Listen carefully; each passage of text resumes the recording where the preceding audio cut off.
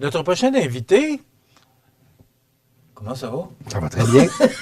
C'est bien. On dirait remis ses émotions. On dirait qu'on est rendu à l'automne d'un seul coup, mais ça va très bien. Mathieu Rivet, député de Côte-du-Sud, bon matin. Oui, bon matin. Et je dois vous dire qu'hier, j'avais les émotions pas mal, permettez-moi l'expression, dans le tapis. D'accord. OK? Parce que ça fait, je ne sais pas combien d'années, moi, ça fait près de 40 ans que je suis dans le monde des communications à Montmagny. Ce projet-là, je ne sais pas combien, ça fait d'années qu'on parle de ce projet-là. Assurément 5 ans. Et je vous dirais qu'il y a quelques années, on sentait que ça battait de l'aile là, parce qu'on ne s'entendait pas sur les programmes. Et là, tout d'un coup, Desjardins, Promutuel, Daniel Lachance, pharmacien, et là, la communauté qui commence à se serrer les coudes pour faire avancer le projet. Vous arrivez dans le décor, permettez-moi cette expression-là. Et aujourd'hui, ou hier, là, on annonce 54 millions dans la région pour la réalisation de ce projet-là. Moi, je vous le dis, là, j'étais vraiment émotif et j'étais assis à côté de Jean-Pierre Després là, et du maire Desrosiers. Je peux vous dire que tout le monde était vraiment fébrile avec cette annonce-là. Vous, j'ai réécouté votre point de presse. D'ailleurs, on a passé un bulletin spécial d'information hier midi là-dessus.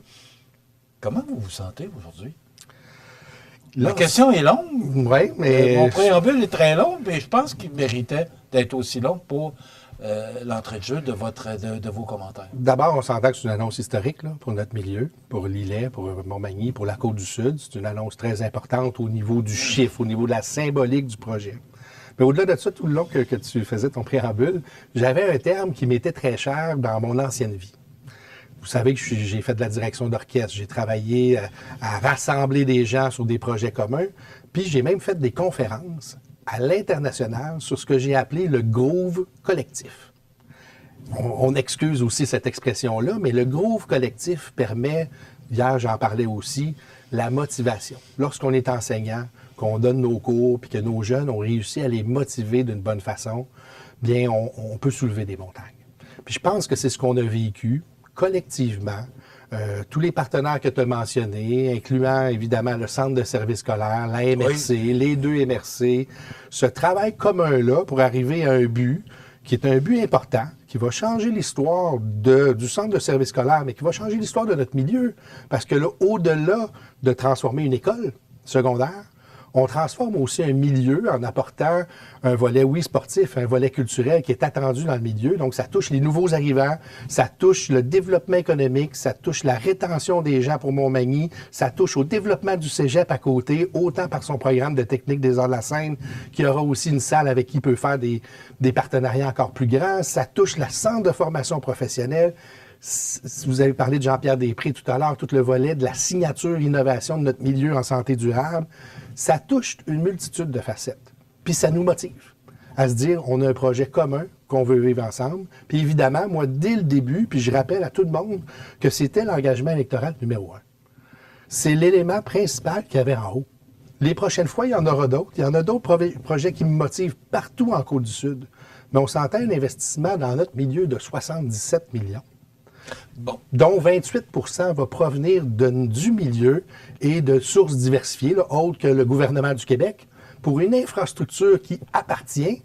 Puis là, tu vas me permettre de corriger des éléments qui ont été partagés dans les zones ici à CMA TV par vous et des invités que vous avez eus, qui appartient au gouvernement du Québec comme infrastructure d'une école secondaire. Ça appartient, là, c'est eux autres les maîtres d'œuvre. Fait que c'est pas un volet communautaire ou tout ça, c'est un volet du centre de services scolaires qui va recevoir ce surplus de travail-là. Hier, on faisait un peu des blagues. C'est tout qu'un projet, là, on s'entend pour le centre de services scolaires. Puis ils vont se relever les manches, là, puis ils sont fiers de tout ça. Ça va transformer quand même leur histoire à eux aussi. Bon, Mathieu, je m'empresse de vous poser la question à savoir, là, on a eu 54 millions. Oui. Et là, Mathieu Lacombe, hier, le ministre des Affaires culturelles et des Communications, oui, a dit, bien là, il manque 8 millions. Là, M. Généreux est dans la salle. Bon, là, on a 54 millions assurés. Oui. En plus de l'argent investi par Desjardins Promutuel, Daniel Lachance Formation et d'autres. La MRC, il faut le dire. La MRC, 6,8 millions. C'est pas rien. Vous parlez de 77 millions. Oui. Est-ce qu'il en manque? Non, non. Au fait, là, Parce dans que là, tous les projets... hier, moi, j'écrivais la nouvelle disant, en voie de réalisation. Ouais, mais là, il manque-tu de l'argent, là? Il va tout faire, Je vais vous projet, faire là? une promesse là, aujourd'hui. Là. Il va falloir, avec le milieu, qu'on fasse là, soit une conférence de presse ou une rencontre, tout le monde ensemble, là, notre milieu, tous les partenaires, tous les gens, pour justement clarifier un peu ces détails-là. Là où il y a un volet qui reste du travail, c'est le volet des arts de la scène. D'abord, il faut expliquer aux gens aussi que, évidemment, le projet ne sera pas tout en même temps. Il faudrait fermer l'école. Là. Il ne peut pas y avoir des travaux pour la salle de spectacle, l'entrée de la salle, puis le volet sportif. Donc, ce qui a été entendu avec le centre de service scolaire, c'est qu'on allait débuter par les travaux du volet sportif. Donc, la piscine actuelle qui va être transformée et l'ajout en avant là, de l'école, d'une palette sportive puis d'un centre aquatique, appelons-le comme ça. Puis, par la suite, là, tout le volet des arts de la scène vont pouvoir travailler, prendre le temps en conseil d'administration, puis main dans la main avec le centre de service scolaire, trouver des solutions pour bien organiser la logistique de ces travaux-là, parce qu'une salle de spectacle qui est obligée de fermer pour faire des travaux, il faut trouver d'autres lieux pour faire la diffusion. Vous comprenez toutes les réflexions que ces groupes-là, que les arts de la scène vont avoir à réfléchir. Mais le financement, eux, c'est 14,5 millions que le gouvernement du Québec hier a annoncé, qui est réservé aux arts de la scène. Ils ont actuellement... Pour la réfection de la de la salle. salle. Là, je parle juste de la salle de spectacle. Okay. Leur projet qui a été déposé dans le cadre d'un programme au ministère de la Culture pour la rénovation des salles, c'est 27 millions qui est chiffré.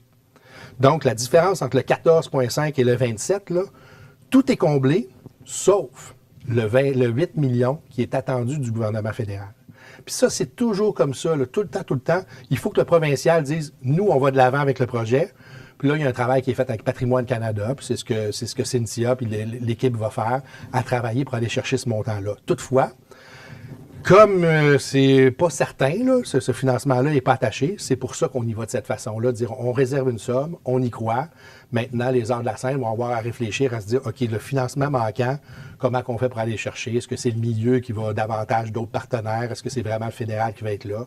Puis là, à partir d'aujourd'hui, comme on sait que le financement est là, c'est à partir de maintenant qu'ils peuvent faire ce travail. OK. Alors, vous nous confirmez là, que le centre sportif, lui, il va Il est se prêt, faire. là, c'est prêt, là. Bon, les c'est la faire des fête des plans, terres, puis, c'est prochainement. le plus vite possible, là. J'en ai aucune idée, là, tu sais. Là, il T'sais, faut, on est- Michel... on est tous fébrés, là, Oui, mon on ami, est tous de fébrés, voir, mais là, à partir de maintenant, moi, comme député, on a travaillé main dans la main avec tout le milieu pour attacher les ficelles à arriver une annonce où est-ce qu'il y a 3 ministères qui se mettent ensemble, l'éducation, la culture, puis le volet du PAFIRSPA avec ma collègue Isabelle Charret.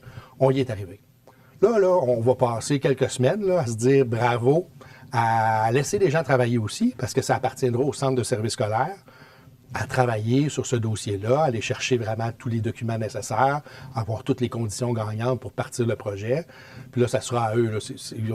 Il faut comprendre que ce ne sera pas le député qui va décider quand est-ce que les travaux vont débuter. Mais je peux vous dire que c'est attendu par le milieu, que tout le monde travaille main dans la main, la MRC aussi. Puis je tiens à saluer là, le leadership qui a été pris par la MRC, parce que ça change tout. Tu sais, de savoir qu'il y a un préfet avec une MRC, avec une organisation municipale, puis une organisation de rassemblement de MRC. Je voyais hier les commentaires aussi sur les médias sociaux, de voir des gens qui ont travaillé, je pense, je vais la nommer, Frédéric Boulet, entre autres, qui a fait un travail exemplaire là-dedans. Tu sais, il y a des gens qui travaillent dans l'ombre aussi. Nous, comme politiciens, on est là, mais hier, je l'ai mentionné aussi, comment le travail administratif, entre autres dans ce cas-là, a été fait avec brio, avec beaucoup d'intelligence, avec beaucoup de compétences. Puis c'est ce qui fait que ça motive le gouvernement du Québec et ça motive le député à défendre les éléments qu'on peut ramener dans notre dossier parce que c'est bien fait. La ministre l'a dit d'ailleurs, nous n'avions pas le choix d'aller de l'avant. Pourquoi? Parce que il y a un milieu qui est motivé, il y a un dossier qui est déposé au PAFIRSPA qui est le meilleur, qui a un financement attaché du milieu de plus de 25 %. C'était fabuleux de A à Z, ce projet-là. Je dois vous arrêter. On fait une pause. D'accord. Et après ça, on parle de la piscine du cégep de la Pocatière.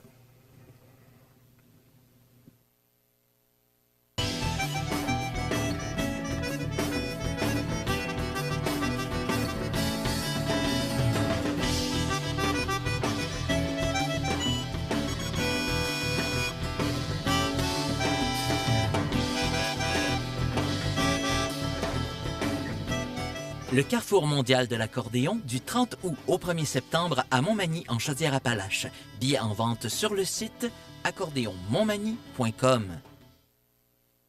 Le club de golf Montmagny est un superbe terrain de golf avec son panorama donnant directement sur le majestueux fleuve Saint-Laurent. Son parcours de 18 trous en normal 72 a de quoi donner des maux de tête même aux habitués de ce sport. D'une distance de 6400 verges, le club de golf Montmagny mettra à profit l'ensemble des bâtons dont vous disposez. Vous voulez passer du bon temps dans un décor magnifique? Le club de golf Montmagny. Pour information, 88 2 88 1872 ou golfmontmagny.org. Animalerie Montmagny, on aime vos félins, parfois taquins. Oui, vos chiens, même les coquins. Vos oiseaux qui chantent en duo, c'est pour l'amour des animaux. Animalerie Montmagny, pour l'amour des animaux. Desjardins et ses membres sont toujours là pour faire briller la jeunesse. Les jeunes ont des rêves, des ambitions, des projets. Et les caisses Desjardins de Montmagny-Lillet sont fiers de les soutenir et de les faire rayonner. Desjardins, toujours là pour faire briller la jeunesse. Vous regardez C'est ma TV, le réseau de l'information sur la Côte-du-Sud. Alors, Plaisir Gourmand, ben, c'est 100 $ à gagner en chèque cadeau et c'est vraiment un beau cadeau. Et Gâterie de l'Ami puis la pizzeria Porto Bellissimo, peut-on demander de mieux? Vous vous inscrivez sur cmatv.ca. Le tirage aura lieu sur nos ondes le 30 août prochain. C'est vendredi prochain, dépêchez-vous. Alors, cmatv.ca, 100 $ à gagner. C'est un beau prix, c'est intéressant pour les Gâteries de l'Ami Porto Bellissimo Saint-Jean-Port-Joli. Le réseau de télévision CMA-TV est fier de vous présenter La Pouponnière, en collaboration avec votre Jean Coutu de Montmagny, où l'on trouve de tout, même un ami. Santé, beauté, photo. Votre Jean Coutu de Montmagny, c'est tout ça et encore bien plus. Jean Thibault et toute son équipe du Jean Coutu de Montmagny sont fiers de s'associer à CMA TV dans la présentation de La Pouponnière et profitent de l'occasion pour féliciter les heureux parents. Alors, on n'a pas de nouveaux petits bébés à vous présenter ce matin, mais je vous rappelle, d'abord, je veux remercier tous les employés de la Pouponnière pour leur précieuse collaboration, la participation dans cette chronique qui vous est présentée tous les mardis et jeudis. Et je vous rappelle que le mardi, on procède au tirage d'un certificat cadeau de 25 $ offert par votre Jean Coutu de Montmagny parmi tous les petits bébés de la semaine précédente. Donc, c'est à ne pas manquer mardi prochain. On poursuit avec notre député de Côte-du-Sud. Vous savez que depuis quelque temps, on a parlé d'un dossier qui préoccupe beaucoup de gens. C'est la fermeture c'est Marie-Claude Deschênes, qui était la directrice du Cégep de la Pocatière, qui nous a annoncé qu'elle était inquiète par rapport à l'avenir de la piscine. Elle est fermée depuis mai 2023 et c'est la seule piscine entre Montmagny et Rivière-du-Loup. On n'a pas eu l'occasion de vous recevoir. On a reçu différents intervenants qui étaient impliqués dans ce dossier-là. Maintenant, je vous pose la question à vous.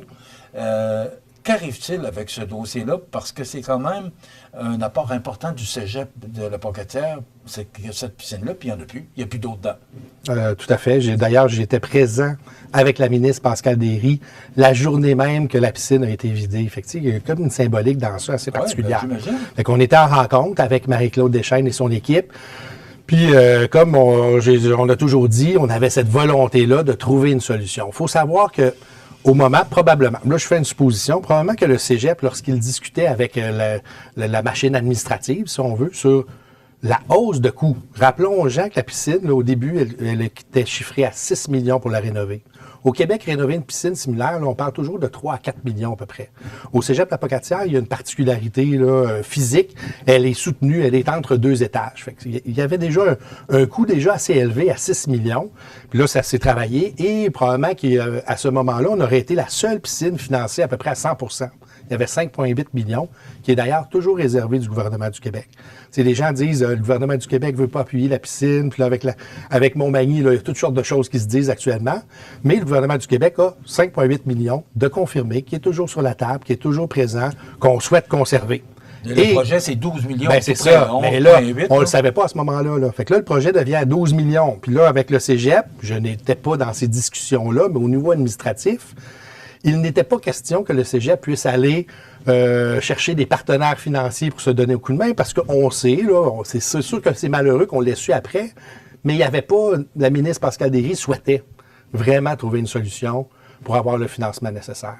Mais tout dans cette période-là, là, entre le moment qu'on sait que c'est 12 millions et la réponse négative du PAFIRSPA au mois de juillet dernier, ben il n'y avait pas d'éléments qui pouvaient me dire à moi, comme député, qu'il y avait un enjeu là, à l'intérieur de ça, parce qu'il y avait un souhait vraiment de la ministre qu'on trouve une solution.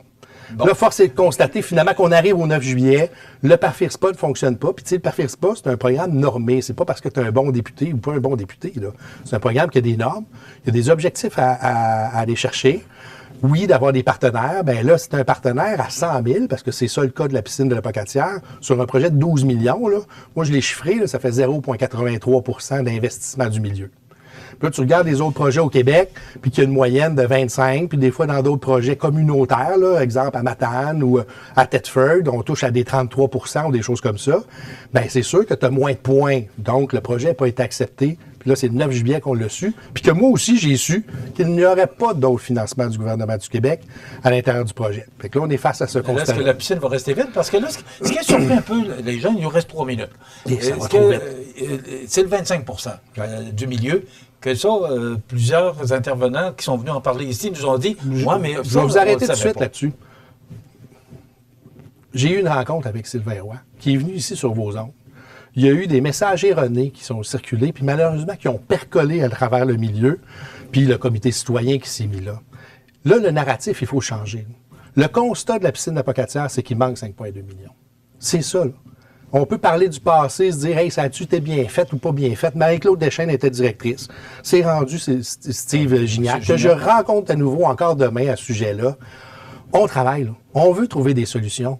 Mais est-ce qu'il y en a, là, quand il y on en voit a, que le montant... il y en a une. Mais c'est un gros montant qui manque, là. Oui, mais faisons l'effort, là, de démontrer au gouvernement du Québec qu'on est en mesure de faire ça. Après ça, laisser là, le gouvernement du Québec, la machine administrative, travailler avec le cégep, parce que le cégep, il y en a aussi des solutions, là. Donc, elles ne peuvent pas arriver d'un coup sec dans la semaine qui suit ces annonces-là. Il faut se laisser travailler, puis il faut le travailler, là, changer le narratif, reprendre ça d'une façon positive. Puis c'est pas Mathieu Rivet qui va décider de dire la piscine va-t-elle rester ouverte ou non. Il y a 25 c'est le but qu'on doit se donner. C'est 3 millions de dollars. C'est 3 millions, ben oui. Mais c'est beaucoup d'argent. Là, pour... Et M. Roy nous mentionnait également que la MRC n'a pas d'argent. Là. La MRC représente plusieurs municipalités du comté. C'est la même chose en politique. Là. Lorsqu'on a une volonté de faire quelque chose. Là, c'est malheureux parce que la MRC arrive dans le décor d'une façon à l'inverse d'un projet normal. Lorsqu'on veut dans une communauté, je vais vous donner un exemple. Si la piscine ferme... Rapidement, il reste 60 secondes. Si la piscine ferme, on va vouloir une piscine quand même à la Pocatière ou dans le milieu du Kamouraska. Imaginez, ça va être un projet de 25 millions. Ça va prendre aussi 25 du milieu. Fait que pour nous, là, pour moi, en ce moment, c'est une aubaine de se dire qu'on peut demander à la MRC, aux 2 MRC, à la ville de la Pocatière, d'au moins analyser la possibilité d'aller chercher, je donne par exemple un 2 millions. Et moi, comme député, là, je suis déjà en action là, pour qu'il y en ait des solutions. On a déjà 6 millions sur la table, 4,3 millions, puis 1,5 million. Ça serait affreux pour moi, pour le maire de la Pocatière, pour les gens de notre milieu, qu'on perde cet argent-là d'abord, puis qu'on perde une piscine en plus. Donc, il faut laisser les gens travailler, je suis en action. Les gens du comité, je les alimente de la meilleure façon possible. Mais si on ne transforme pas le narratif et qu'on ne devient pas positif à trouver des solutions, puis qu'on fait juste parler du passé, puis qu'on parle en plus de, je sais pas, moi, des investissements du gouvernement du Québec dans d'autres secteurs d'activité, moi, j'ai un but, là, sauver la piscine de la Pocatière. Je dois vous arrêter. Merci d'avoir été avec nous. Vous aurez plus de temps après la fête du travail. On va avoir plus de temps de notre émission pour recevoir nos invités.